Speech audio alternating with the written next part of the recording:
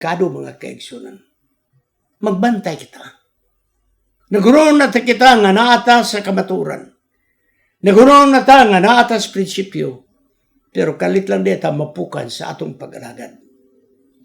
Busa mga kaigsunan, nagpainumdum sa Apostol Pablo, ang mga salas kamingawan nga gibalik-balik sa mga Israelanon, unta dili mahitabo sa mga taga-Korinto o akong dugangan hangtod nining atong kapanahunan.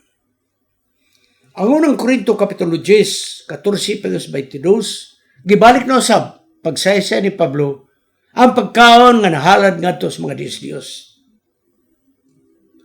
Tingali kini paghalad sa mga Diyos-Diyos kana talagsaon ra ning atong makita karon. Di ba?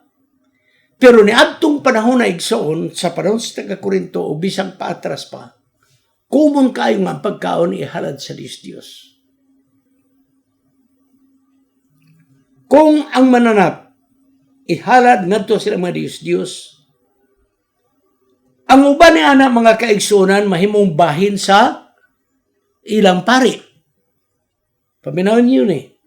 Paghalad sa usa ka tawo sa mananap ngadto sa Diyos-Diyos, naibahin ang pari ni ana unod karni mga kaigsunan. Unya kay daghang manggahalad, daghang bahin ang ilang pari. Di man mahurot sa konsumo, ang uban ana baligya didto sa merkado. Di niya dakong problema mga kaigsunan kay wa magyud kalahian.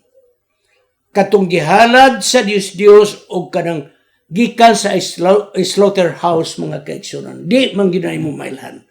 Busa mga taga-Korinto nakapalit sa mga karni nga gihalad sa mga Diyos-Diyos. Mao nga uban na pangdul mga kaigsunan. Dili sila mosugot nga pwede na makaon mga kaigsunan. Mao nga dinhi ang kontrobersya igsoon. Ang issues pagkaon sa karni nga gihalad sa Diyos, pwede ba makaon o dili? Ang ubang mga Kristiyanon, adto sila maghalad sa ilang nga templo. Okay, Kristiyanon igsoon. Tingali, na sila mga templo, ginagnay. Dahil ilang dadon sa balay o ilang kanon. Pero ilang gihalad sa ilang Diyos, dili sa Diyos. Murag kosher ba, igsoon? Murag halal. Kini igsoon nagapadayon ang maong practices sa paghalad dito sa templos pagano. Ang dayag kayo nga gisulti ni Apostol Pablo nga gidili sa mga katawhan sa Dios mao. Ang dili pag-apel sa ilang selebrasyon mga kaigsunan. Kada gidili sa atong mga katawhan sa Dios. Ani igsoon ang patakaran. Klaro kayo. Sa unang Korinto 8:4, ang mga Kristohanon makakaon sila sa karni nagihalad sa Diyos-Diyos kay kanang Diyos-Diyos wala man ay bili. Wala na makapikto sa gihalad. Apa na sa Apostol Pablo, dito mo magkaon sa inyong balay. Kay di mapangdol kato mga tao nga dili bukaon. Apan kung ang mga Kristohanon moapil na sa selebrasyon, nang kadaigsoon, nagsimba na sila sa Diyos-Diyos sa mga pagano. Unang Korinto 10:20-21. Kay, warit ang mga kaigsoon ay warning kini mahitungod sa mga Diyos-Diyos. Ang pag-apil sa mga ritual sa pagano, kiniigsoon, nakaapil ka pakig-istorya ngadto sa demonyo. Kay sama ra nga ikaw nakaapil sa Santa Cena igsoon nga ikaw nakaapil sa selebrasyon para sa atong Ginoo. Bosa rin sa Apostol Pablo, ang inyong gamiton nga prinsipyo mo ni. Dili ka mo makainom sa kopa sa Ginoo o sa kopa sa yawa. Kay dili ka mo maka-apil sa pagtambong sa lamisa sa Ginoo o sa lamisa sa yawa. So, ang Kristohanon mo apil dito sa selebrasyon sa pagano, dahil mo nga rin na po sa Lord's Supper, Pastor Pablo, dili na mao. Hindi na pwede ni mo duaan, mga kaigsunan. Kaya walay makaalagad sa duha ka agalon. Ang gitudlo ni Apostol Pablo, mga kaigsunan, nga ang mga Kristohanong kinahanglan matinud-anon ngadto sa atong Diyos. Loyal ngadto sa atong Diyos. Nagpasabot, mga kaigsunan, nga kung moapilikaw sa selebrasyon sa mga pagano, ang Diyos abughoan. Siluso ang atong Diyos. Unang Korinto, Kapitulo 10, versikulo 22. Siluso. Aron sa pagdumili sa mga Kristiyano nga mahitabo kini, nga makaapil ngadto sa selebrasyon sa pagano, ang unang Korinto 8:4 pengon sa 6, aniya igsuon ang tambag ni Apostol Pablo. Kung ang usa ka tawo nahigugma sa Dios sa bugos niyang kasing-kasing, bugos niyang kalag, bugos niya igsuon nga panahon, nan ikaw dili na ka makasimba sa Diyos. Sama ra magunis magtiayon. Kung nahigugma ka sa mong asawa, nahigugma ka sa mong bana, unsaman, dili ka makaadto sa lain nga babae o lalaki. Ha?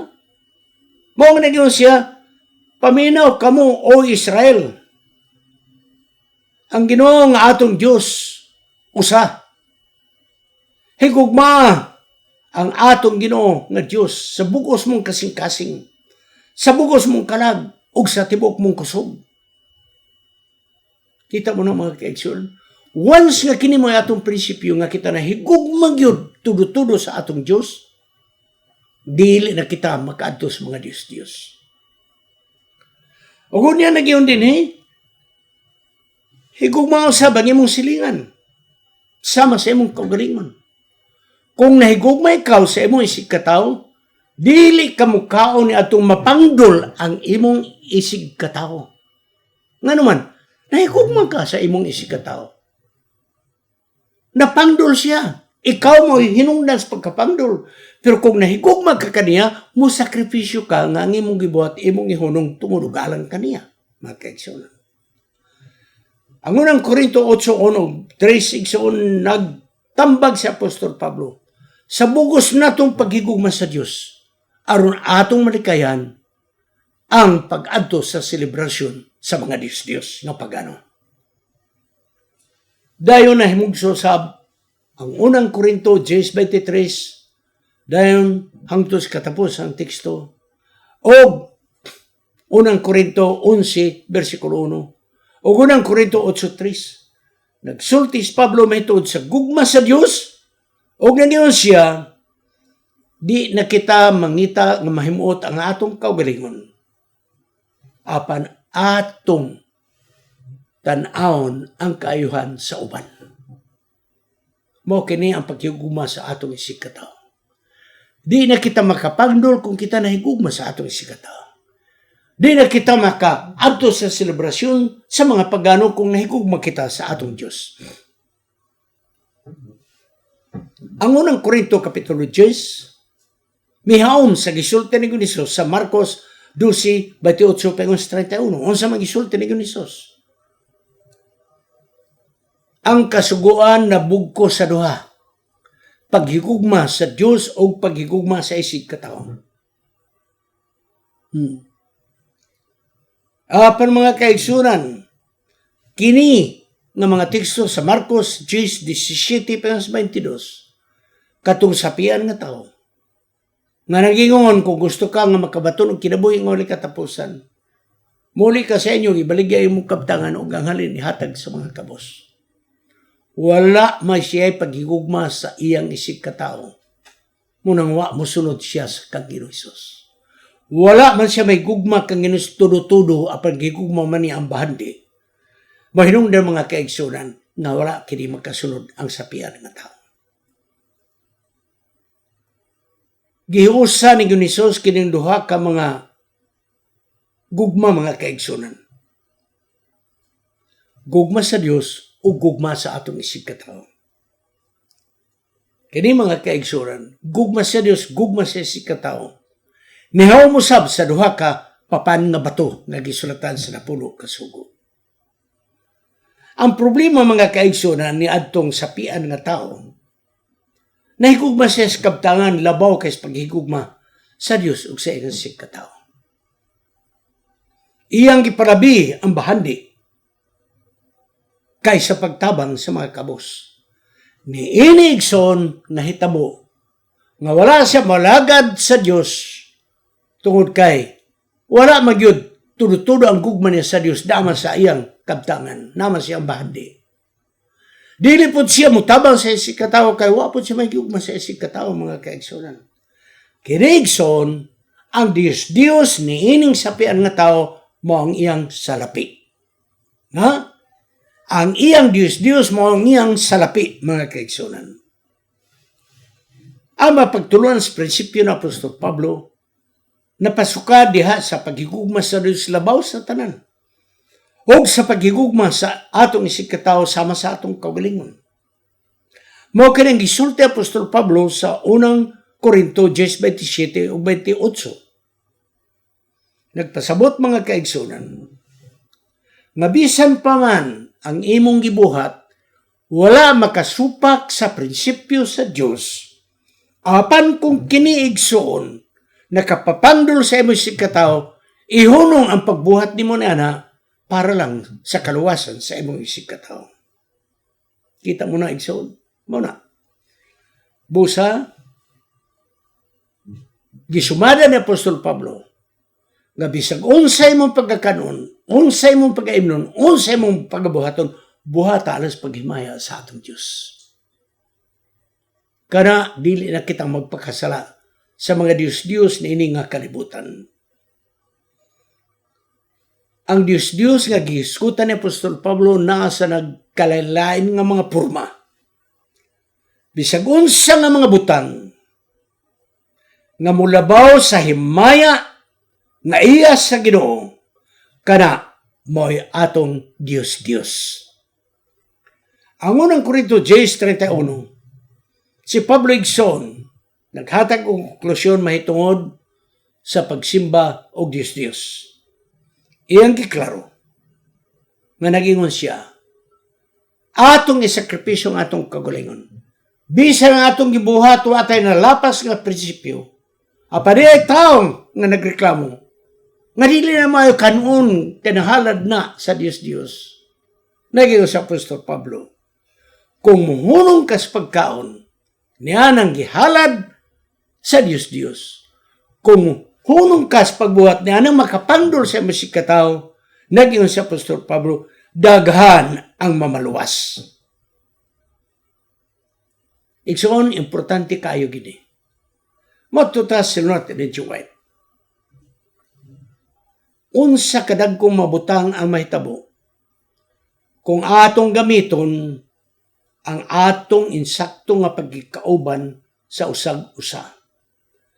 Matag usa nga nakadawat sa langit nun nga benepisyo, aduna siya obligasyon nga iyang ipasidlak iyang kahayag sa dalan nga pagalaktan sa mga katawhan. Ug unya, sila nga matinud-anon nga nahigugma sa Ginoo, muhunong na sa pagsimba sa mga Diyos o pagsimba sa ilang kaugalingon. Advent Review, Sabbath Herald, November 18, 1884, page 730. Padayon si Ellen White. Ang mapulong sa mga apostolis nga nagpasidaan sa mga taga-Korinto nga iglesia, maaplikar kini sa atong kapanahonan, labi na sa atong mga kaadlawan. Kay ang mga Diyos wala nagpasabot nga kanalang estatwa nga imong gisimba. Apan kung imo lang gipalabi ang imong kaugalingon ug imong gitagbaw ang imong panginahanglan sa imong kaugalingon, kini makababag kay imo nang gihimo nga Diyos kining mga butanga. The Acts of Apostles, pages 316-317. Padayon si Ellen White, kung imo kining nakita nga gibuhat ang ubang mga butang aron nga ikaw mamahimong hingpit, apan kini nakababag sa buhat sa Ginoo, likay aron di mababagan ang buhat sa Ginoo. Ayaw pagbuhat nga makasirados panghunono sa uban unya makigbatok sila sa kamatuoran. Kahit ang mga butang o yun sa kasuguan, apan ang tanang mga butang dili mahaom sa iyang kapanahunan. Wala tayo sa pagsumada. Si Pablo nagtambag na bisag unsay atong kanon imnon pagabuhaton alang sa pagimaya sa atong Ginoo. Kung magkaon kita sa pagkaon nga gihalad sa Dios, wa minay problema kay ang Dios di man ginatinuod. Wala gid mahugawi ang unod mo na ang prinsipyo ni Apostol Pablo. Apan inikaw na to, mga kaigsunan, nag-iwan na itong leksyon, sumala sa tambang Apostol Pablo, kanana sa inyong balay, ay kanas patlak. Kaya dunay gitawag ninyo nga maluyahon, nga mapandol, mga kaigsunan. O katong gitawag nga mga maluyahon, ato baya po itong mga igsoon. Kinahanglan ato silang higugmaon.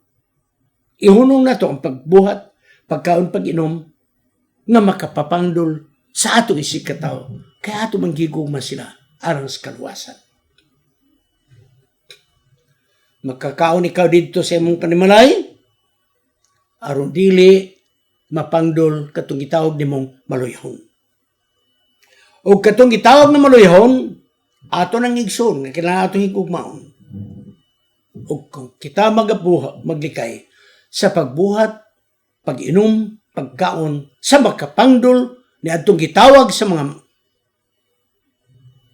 may kahibalo nga mga tao nga mga maluyahon na atong paghunong nato niya na hindi tamo kaon mo inom o pagbuhat nga makapapangdol atong gimaya ang atong Diyos.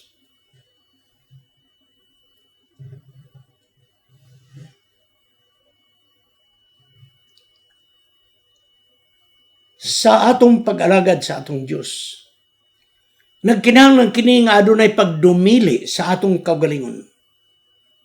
Gisulti kini ni Pablo nga pag-alagad sa buhat nga bisan sa ilang kapanahonan walay isakto nga suportar, gitawag ni Apostol Pablo kadto nga self-denial. Bisan pa man nga sila entitled nga mudawat sa mga tabang sa mga kaiglesiyahan. Nagbuhat si Pablo sa pagsuporta siyang kaugalingon, namuhat siyang tulda. Unaray mo ninyo na, o ang iyang ginansya, iyang gigamit para siya ang pagkinabuhi. Alang sa iyang missionary work. Self-denial, mga kaigsunan. Ugo niya, igsoon, ang sumada sa atong leksyon mo, mag-amping ta nga bisag unsay uyon sa kasuguan. Apan kung mapangdol ang imong isig katao, hunungan na pagbuhat. Mao kini gitawag self-denial. Sakripisyo na to. Tungod galang sa kaluwasan sa atong isig katao. Kada kung atong buhaton, nakahimaya kita sa atong Ginoo. Atong panahon na igsuno agi kay laing paagi pag ila unsa ang unod karni nga nahalad sa Dios. Wala ilanan. Parehas ra gyud. Tunggikan sa slaughterhouse, parehas ra gyud sa gihalad. No? Why kalahian? Apan kung mo igsuon mo ingon, brother, gihalad na sa Dios. Ayaw ka na. Kay mapangdol na siya. Ayaw palita. Kay mapangdol na siya. Sa ato sa mga sawag ba na, kung na kay gibuhat, bisag wa ka na kasala, apan ang imong gibuhat, nakahasol sa pangunona sa imong kapikas kinabuhi, iundang na, igsuon pagbuhat. Tungod og alang sa imong asawag, sa imong bana. Ha? May mga gani ang asawa nga, Dad, di ko ganahan ang imong gikuan nga murumag, mauni mo na. Moingon ba na, wala magko'y gibuhat. Nagpakasala ba day ko? Oh. Moingon ang asawa, pero dad, nasakitan man ko. Hunungan na. Kaya nasakitan na yung mga asawa, mga kaigsunan. Hunungan na. What to tas practical application? Okay? Natuna pa ko sa district, Bandas, Butuan. Daan naman nga ako makamaumo drive. Kaya nag-agi man ko sa pagka-salesman sa pharmaceutical company. Yes, Pastor Galinato, makamaupod mo drive. So doon ay gipalit sa mission na 6x6 nga sakyanan. Hindi ko na lang basta 6x6 nga sakyanan. Katong sa army nga karaan. Gipalit sa Mountain View College.